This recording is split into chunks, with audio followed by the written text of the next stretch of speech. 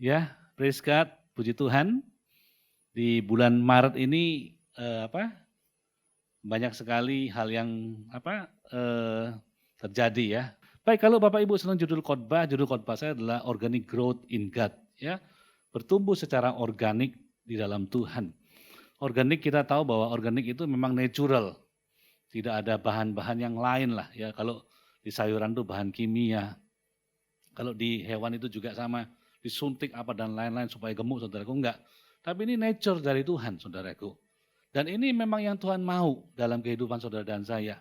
Karena Tuhan itu selalu menginginkan pertumbuhan itu dari dalam dengan pure motivation, dengan motivasi yang murni, saudaraku. Ya, nah, kayak saya percaya bahwa kalau kita ngomong bertumbuh, Tuhan itu adalah Tuhan yang holistik. Holistik itu menyeluruh.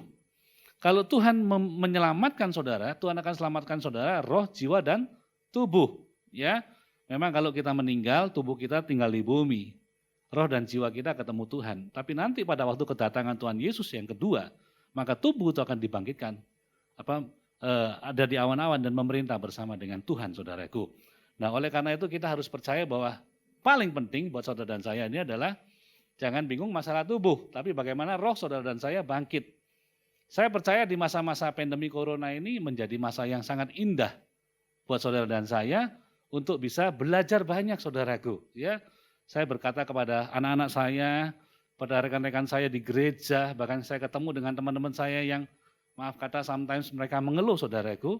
Saya mau katakan gini, my friends, teman-teman ya, saya mau katakan ingat loh ya, nanti di dalam sejarah, entah berapa tahun lagi akan tercatat, wabah pandemi corona itu begitu luar biasa. Ya, tapi banyak orang diselamatkan dan fight. Bukan ngomel, saudaraku, ya, bukan bersungut-sungut. Kan Tuhan tentukan kita jadi lebih daripada pemenang. Amin.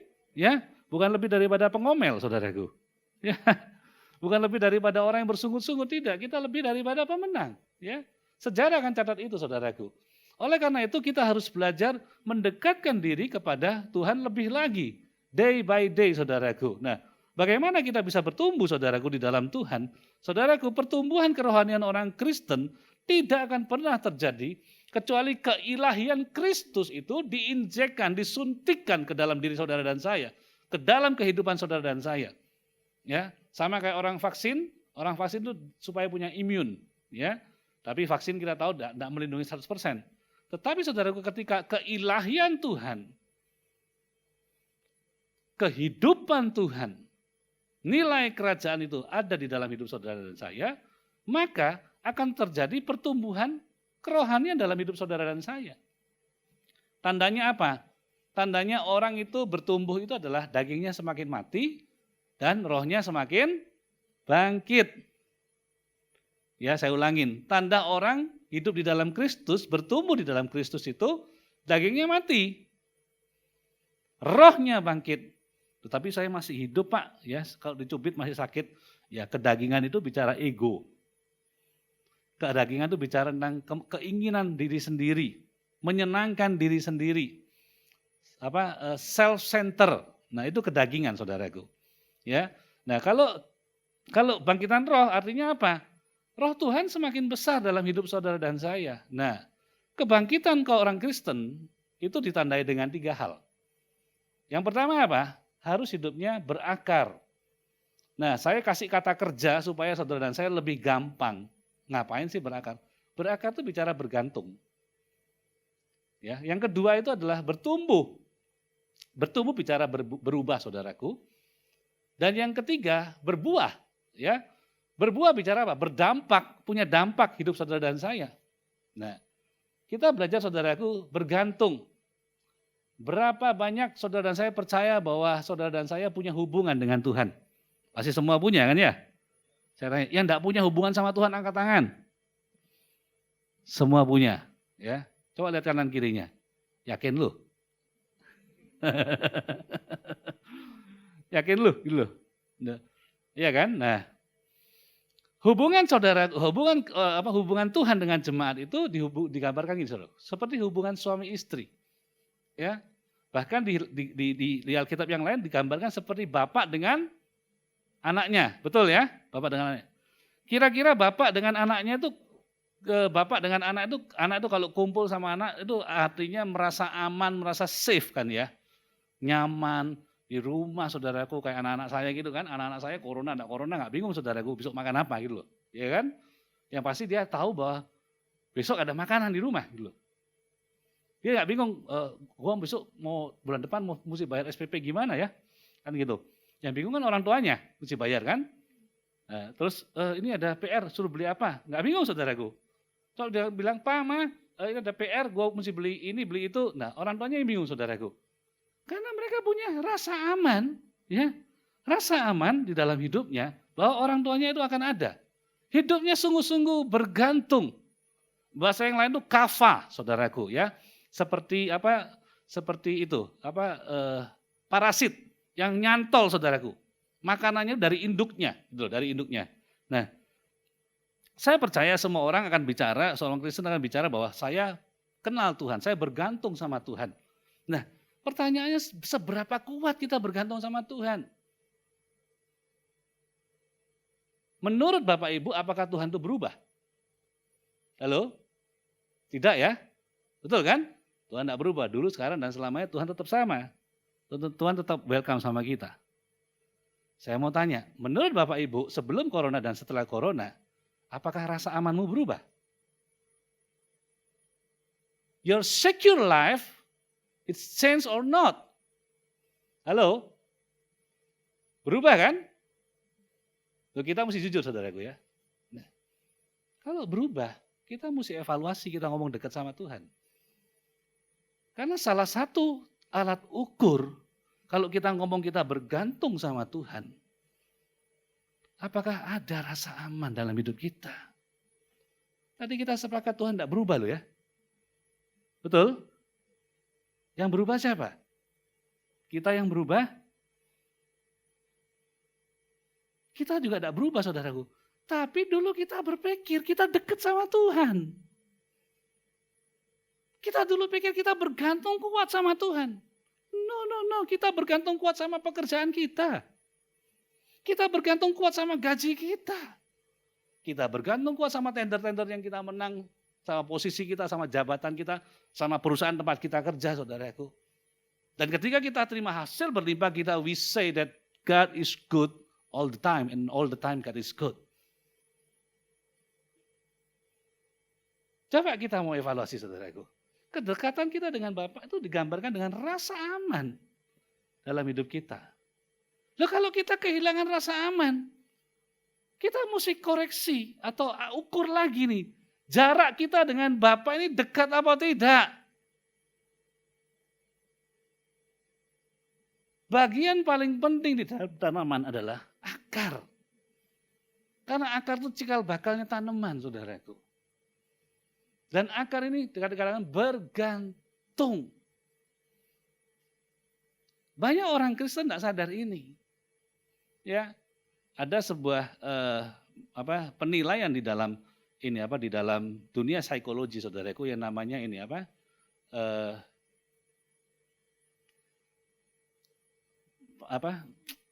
fenomena gunung es, ya, iceberg phenomenon, saudaraku ya. Fenomena gunung es. Jadi kayak kapal Titanic itu yang katanya tidak bisa tenggelam, akhirnya tenggelam kan? Kenapa? Nabrak gunung es. Gunung es itu cuma 10% yang kelihatan di permukaan laut. 90%-nya itu di bawah laut, saudaraku. Dan ketika nabrak gunung es itu, lambungnya pecah dan tenggelam, saudaraku. Nah, banyak orang Kristen kadang-kadang seperti itu, saudaraku. Makanya kalau suruh kesaksian paling gampang kan? Kesaksian tentang apa? Pekerjaan, ditolong Tuhan, dan lain-lain. Dulu tiap minggu bersaksi terus, di KM di mana-mana. Saya mau tanya, hari ini masih bersaksi enggak kira-kira? Jujur Pak, saya kehabisan kesaksian. Kenapa? Apakah Tuhan berubah? Tuhan enggak berubah. Tapi yang kita saksikan bukan Tuhan. Cuma oleh-olehnya dari Tuhan. Halo? Nggak enak ya khotbahnya yang ini. Nah, tapi saya senang saudara, saya harus buka pola pikir ini. Untuk kembali kepada kehidupan bertumbuh yang benar. Nah, Ayo dibuang rasa aman. Nah, kalau hari ini mungkin ada yang tertekan saudaraku dan kehilangan harapan. Ada ayat bagus buat kita, ya. Ayub 14 ayat 7 sampai 9. Karena bagi pohon masih ada harapan apabila ditebang, ia bertunas kembali dan tunasnya tidak berhenti bertumbuh. Apabila akarnya menjadi tua itu letih, lesu saudaraku, ya tidak punya pengharapan di dalam tanah, dan tunggulnya mati di dalam debu, maka bersemilah ia setelah diciumnya air, dan dikeluarkannya lah ranting seperti semai. Mungkin keadaan kita seperti itu, pohon yang ditebang, akarnya tua saudaraku. Tapi ada kabar baik buat kita semua, cari sumber kehidupan itu. Air bicara Roh Kudus. Air bicara sumber kehidupan dalam hidupmu. Ya, ketika diciumnya air, maka bersemilah ia kembali dan dihasilkanlah, saudaraku, ranting seperti semai. Artinya apa? Muncul tanda-tanda kehidupan dalam hidup kita. Akar yang mencium air, saudaraku, tinggal tunggu waktu untuk bertumbuh dan berbuah. Ya, saya ulangin. Akar yang mencium air, tinggal tunggu waktu untuk bertumbuh dan berbuah. Ya, fase yang kedua setelah bergantung, saudaraku, kita harus berubah. Ya, artinya apa? Mengalami pertumbuhan. Bagaimana kehidupan orang Kristen bisa berubah, saudaraku? Orang Kristen harus berubah di dalam firman. Berubah melalui firman. Bertumbuh melalui firman, saudaraku. Ya, secara singkat ada 4 minimal, saudaraku. Di dalam firman Tuhan itu ada apa sih? Yang pertama, di dalam firman Tuhan ada kebenaran. Di dalam Yohanes 8:31-32 katakan, jikalau kamu tetap di dalam firman-Ku, artinya apa saudaraku? Artinya kita tinggal di dalam firman loh saudaraku ya. Firman itu menyelimuti hidup kita. Firman itu menjadi pedoman dalam hidup kita.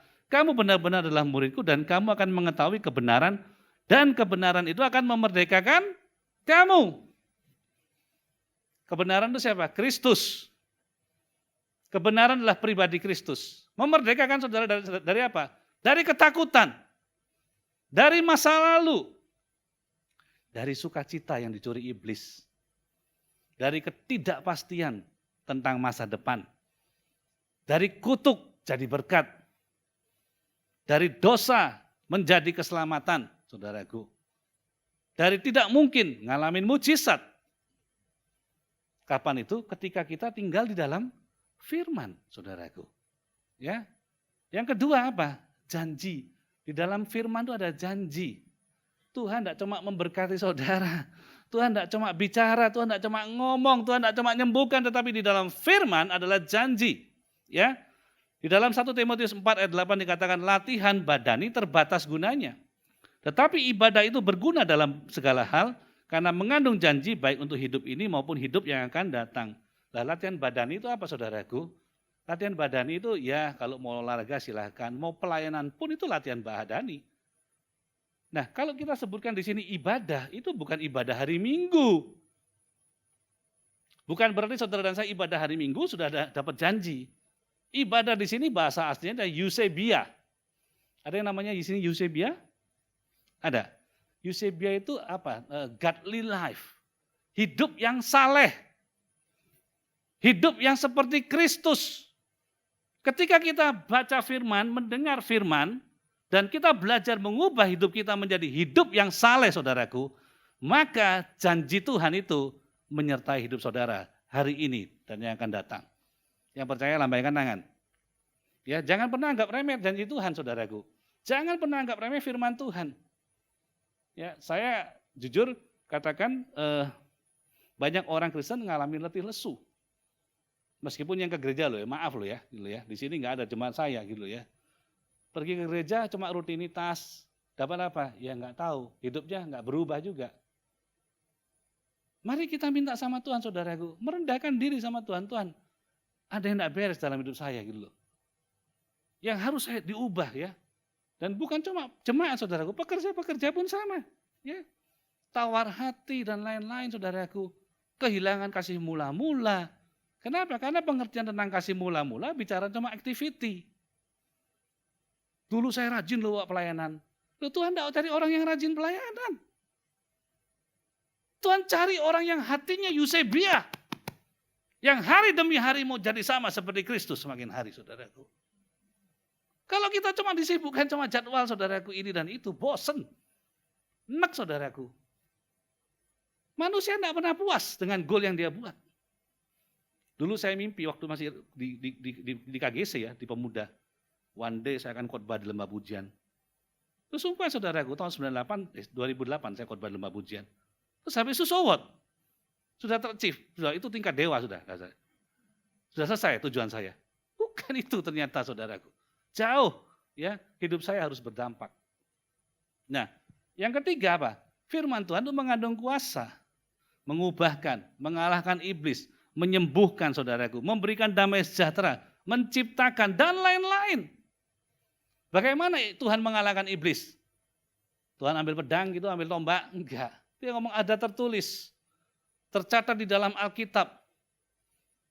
Bagaimana saudara dan saya mengalahkan tekanan di dalam pikiran, mengalahkan ketakutan.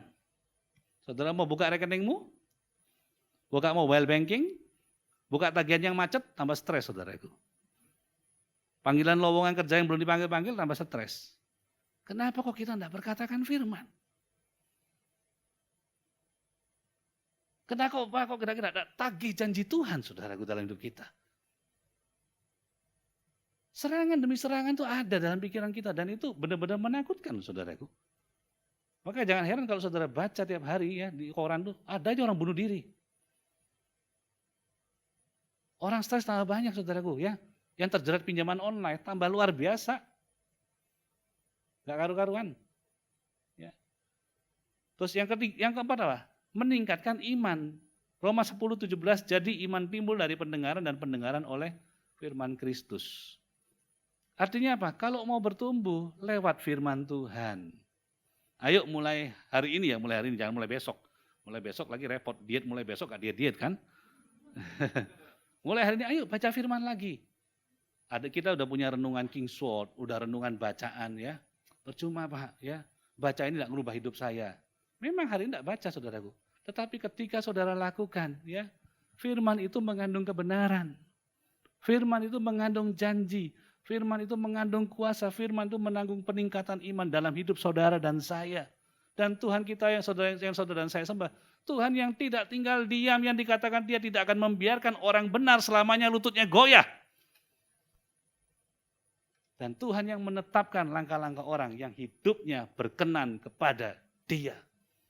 Saudara tidak akan pernah bisa mengerti rencana Tuhan kalau kita pandang dengan kedagingan. Pandang rencana Tuhan dengan roh yang dibangkitkan itu saudaraku. Ayo ya, ubah hidup kita saudaraku dengan firman. Tapi jangan berpikir bahwa saya setelah baca dan mendengarkan firman Tuhan bukan berarti saya sudah baik dan taat. Ingat Eusebia, firman itu untuk dilakukan. Firman itu harus seperti awan yang menutupin kita. 360 derajat saudaraku.